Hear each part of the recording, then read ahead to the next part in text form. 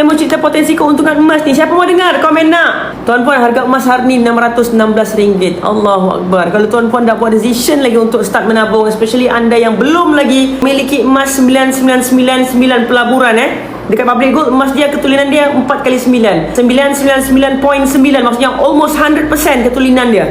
Jadi kalau tuan-puan tak start lagi sekarang, saya risau tuan-puan akan lebih takut dan rasa teragak-agak untuk menabung lagi tahun depan, tahun lagi satu.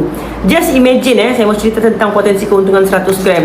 Tuan-puan tengok 100 gram ni, sejarah dia, saya beli 100 gram ni pada tahun 2024 bulan berapa, dekat Public Gold, pembelian tuan-puan akan disimpan resit dia. Kita akan boleh tengok balik resit kita. Jadi 20 hari bulan 4, masa tu 100 gram harga saya beli RM RM39,578.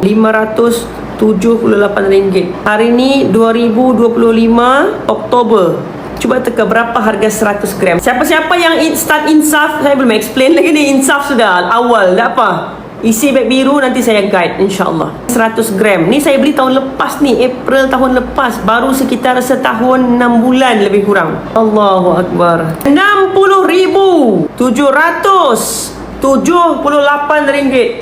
Saya tak payah buat apa-apa tuan-puan. Saya tak buat apa-apa. Tak payah mencangkul tanah, pergi jual buah, pergi apa dia panggil tu pergi simen bata, semua tu tak payah. Beli emas, peram, simpan, tunggu sejak nilai kekayaan tu akan naik. Jadi tuan-puan yang ada duit saving dekat ASB tabung haji tu, ya Allah, kenapalah pergi peram dekat sana kalau saving tu untuk 2 tahun ke atas? Kenapa? Why?